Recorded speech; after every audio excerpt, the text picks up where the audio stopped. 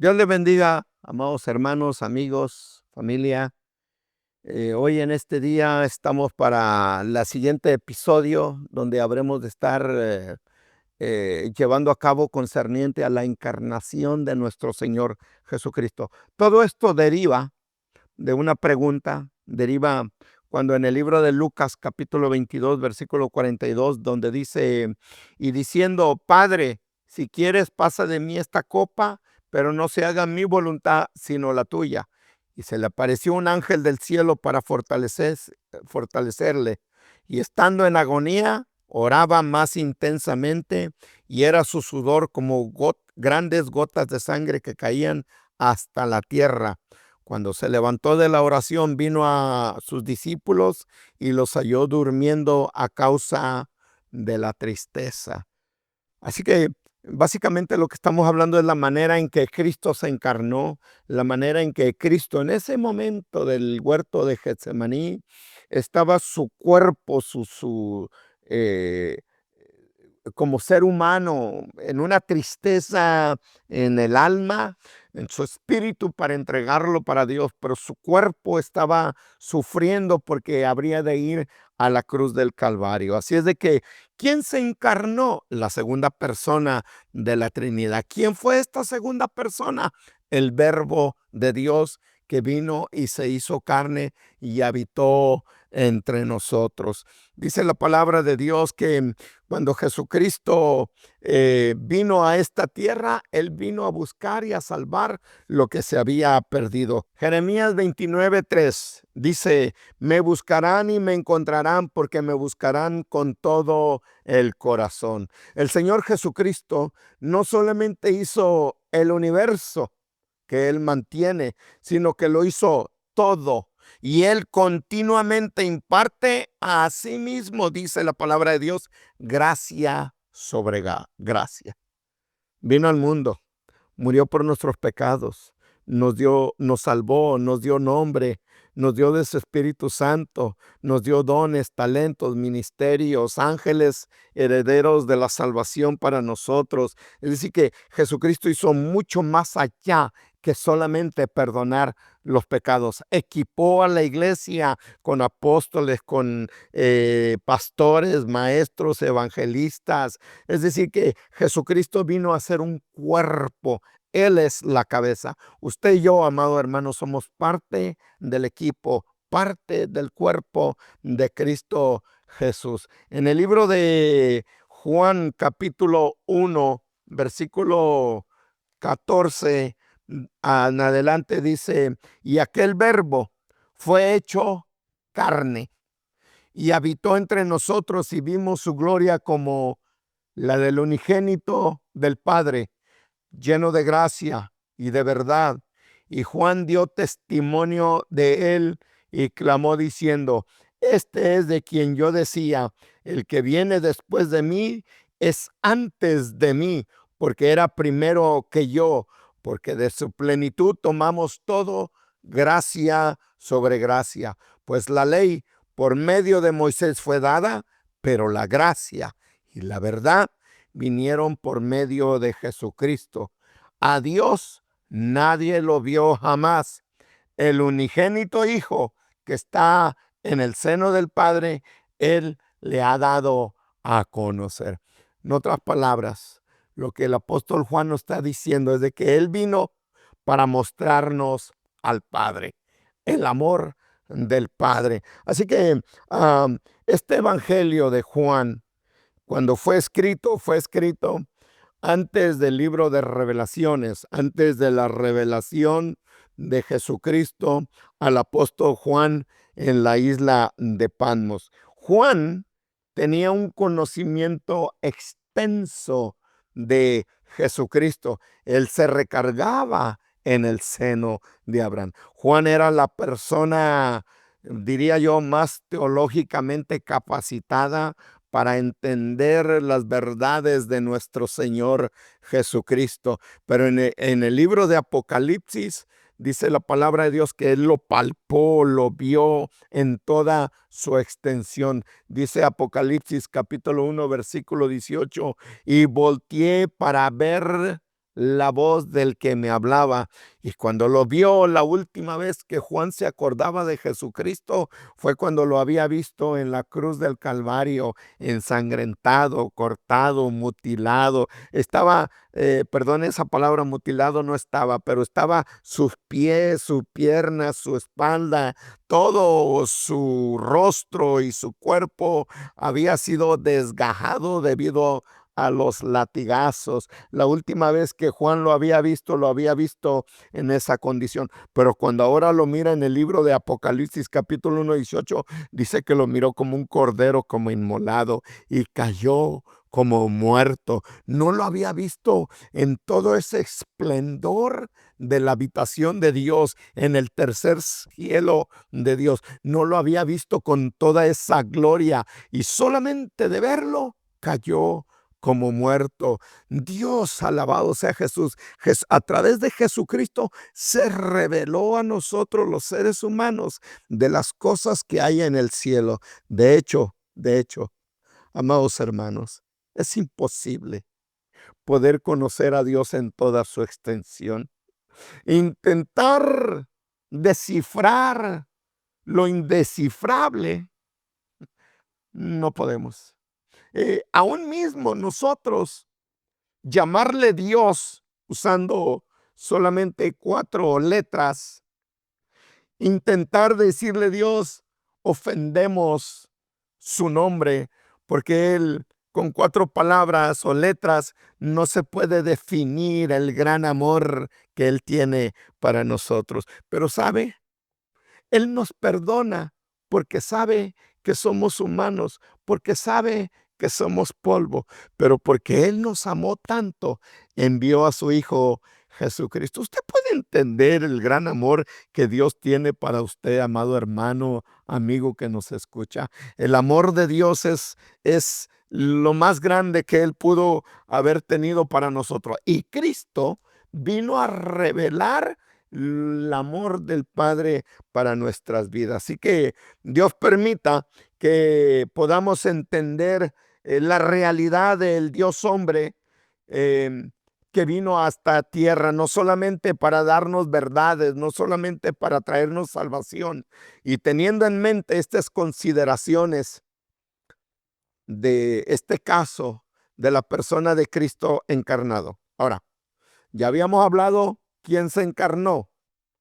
¿Cómo se encarnó? Habremos de verlo más adelante. Pero ¿con qué propósito se encarnó Jesucristo?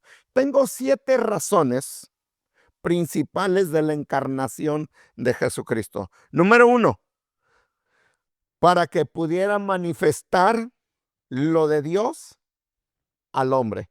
Número 2, para que Él pudiera manifestar lo del hombre a Dios.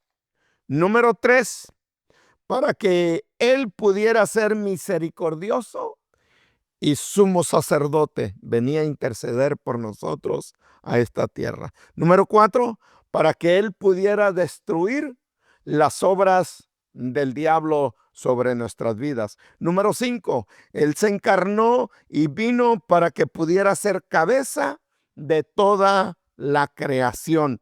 Número 6, Él vino y se encarnó para que pudiera sentarse sobre el trono de David, una promesa de Dios a aquel hombre llamado David. Y número 7, para que él pudiera ser el redentor del género humano. Así que tenemos muchas razones por la cual Jesucristo se encarnó sobre de esta tierra. Así que Filipenses capítulo 2, versículos 2 al 16, dice la palabra de Dios.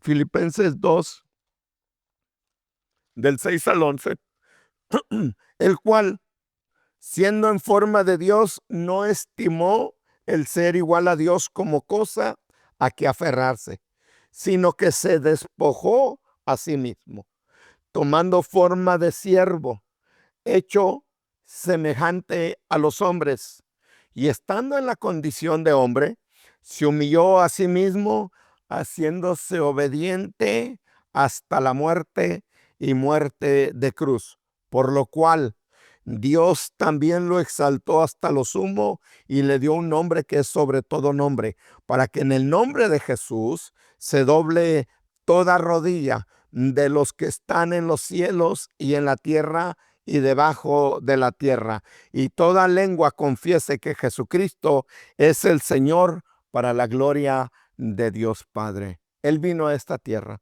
se despojó de su gloria, llegó a este lugar para darnos vida eterna. Así que Pablo afirma que Jesús ha sido Dios por toda la eternidad, quien siendo la imagen de Dios no consideró el aferrarse a ella, sino que él, aunque era igual a Dios, vino a esta tierra. Yo tengo una traducción de una Biblia que se llama la Biblia Peshitta, y cuando la Biblia dice aferrarse, quiere decirse, no se aferró, no se quiso tomar por la fuerza, no se aferró a quedarse al cielo. Él voluntariamente descendió a esta tierra por nosotros. Y él, aunque siendo igual a Dios, según la palabra griega, se traduce igual, define cosas que son con exactitud, las mismas en tamaño, en cantidad, siendo igual a Dios en cualidad, en carácter y en número. En todo sentido, Jesús es igual a Dios. Y así lo afirmó siempre durante todo su ministerio terrenal. El libro de Juan 5:18 dice: por tanto, los judíos aún más procuraban matarle, porque no solo quebrantaba el día de reposo, sino que también decía que Dios era su propio Padre, haciéndose igual a Dios. Esto los judíos no lo podían entender, porque los judíos en su mente es: nosotros somos el pueblo de Dios. Pero Jesús decía: yo soy Hijo de Dios. Para eso no podía encajar Jesucristo en las tradiciones y en las leyes y en todo lo que habían hecho de regulaciones y reglas dogmáticas que había hecho el pueblo judío. Cuando Jesucristo decía, rompía el sábado, y ellos no le podían. ¿Cómo podía sustentar que él podía venir de Dios y romper el sábado cuando ellos mismos habían dicho en sus tradiciones: no rompáis el sábado? Pero Jesucristo les dijo en otras ocasiones: vamos a hablar concerniente de que el sábado fue hecho para el hombre y no para Dios. Así que, por lo tanto, podemos entender que Jesucristo es nuestro reposo. Juan capítulo 10, versículo 32 dice: por buena obra no te apedreamos, sino por la blasfemia, porque tú, siendo hombre, te haces Dios. Así que él se despojó a sí mismo. Él sabía que era Dios. Él sabía que había descendido del cielo. Él tenía gran gloria, tenía séquito de ángeles, pero él se despojó de todo para venir a la tierra. Él decir que era Dios no era ningún problema. El problema era de los hombres, de los religiosos, de todas aquellas personas que habían malinterpretado la bondad de Dios. Y dice el versículo 7, el que se encarnó de esta manera, se despojó a sí mismo. Literalmente, se vació a sí mismo para convertirse en hombre. Fue un acto voluntario de renuncia, y que no implica que él se quitara su divinidad. Él dejó arriba, pero no se quitó lo divino. Él vino a la tierra, pero todas las cosas que él hizo, milagros sobre la naturaleza, sobre los demonios, sobre las enfermedades, sobre la muerte, sobre todo lo que él hizo, ninguna de esas cosas él le hizo para su propio provecho. Todo lo hizo para bendecir a la raza humana, para bendecir al hombre, para bendecir en esa ocasión alguna necesidad. Así de que Jesucristo renunció o dejó a un lado sus privilegios en varios aspectos importantes. Número uno, dejó su gloria celestial, porque mientras estuvo en la tierra, renunció a la gloria de su relación de estar cara a cara con Dios y el despliegue y el disfrute de su gloria. Juan capítulo 17, versículo 5 dice: ahora pues, Padre, glorifícame tú al lado tuyo con aquella gloria que tuve contigo antes de que el mundo fuese y dejó a un lado sus privilegios. Número 2, dejó su autoridad independiente, porque durante su encarnación Cristo se sometió por completo a la voluntad del Padre. En otras palabras, su voluntad la había dejado a un lado. Se quiso someter a Dios el Padre. Esa es una de las razones que Jesucristo oraba todo el tiempo. Quería estar sintonizado con el Padre. ¿Qué sigue mañana? ¿Qué quieres que haga? ¿A dónde voy a ir? ¿Qué es lo que hay que hacer? Constantemente estaba con una sintonía con el cielo. Y eso es algo bien interesante para nosotros, hermanos, porque la palabra de Dios nos dice que a través de la oración podemos sintonizarnos, podemos recalibrarnos, podemos entender la sabiduría de Dios, el propósito de Dios y la voluntad de Dios en nuestras vidas. Yo no puedo darme a entender cómo un cristiano se puede decir cristiano y no ora, no pregunta por direcciones, no pregunta por hacer la voluntad de Dios el Padre. Jesucristo nos vino a enseñar cómo hacer la obediencia a Dios el Padre, cómo hacer la voluntad, cómo buscar el propósito de Dios en nuestra vida. Número 3, Jesucristo dejó sus prerrogativas divinas porque puso a un lado de él el despliegue voluntario de los atributos divinos y se sometió a la dirección del Espíritu.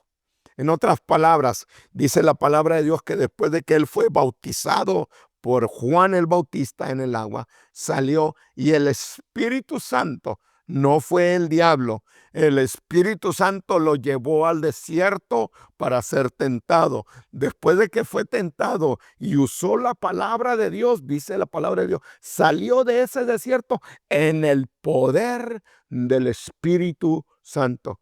Entendamos, amado hermano, que no vamos a poder lograr nada si no tenemos la ayuda del Espíritu Santo. Ya hemos sido perdonados, ya nuestro nombre ha sido escrito en el libro de la vida, pero todavía está la llenura del Espíritu Santo. En otras palabras, que mientras caminamos sobre esta tierra, necesitamos la dirección de Dios, necesitamos la llenura del Espíritu Santo, necesitamos aferrarnos a esas promesas que aunque estamos en esta tierra, todavía necesitamos la ayuda de Dios. Número 4, Jesucristo despojó de sus riquezas eternas. Pues mientras estuvo en la tierra, Cristo fue pobre y poseyó muy pocos bienes, pues ya conocéis que por amor a vosotros se hizo pobre siendo rico. Número 5, dejó una relación favorable con Dios, porque tuvo que sufrir la ira plena del Padre hacia el pecado humano mientras estuvo en la cruz del Calvario. Semejante a los hombres, Cristo no solo fue Dios en su cuerpo humano, sino que adoptó todos los atributos esenciales de la humanidad, incluso al extremo de identificarse por completo con las necesidades y debilidades humanas básicas. Él se convirtió en la versión humana de Dios, Dios, plenamente hombre. Dios le bendiga, Dios le guarde. Recuérdese, hay un número de teléfono, un lugar donde usted nos puede mandar sus preguntas y estamos para servirle en el nombre de Cristo Jesús. Se despide con ustedes el hermano Tony Saucedo. Dios le bendiga y la paz de Cristo le acompañe todo el tiempo.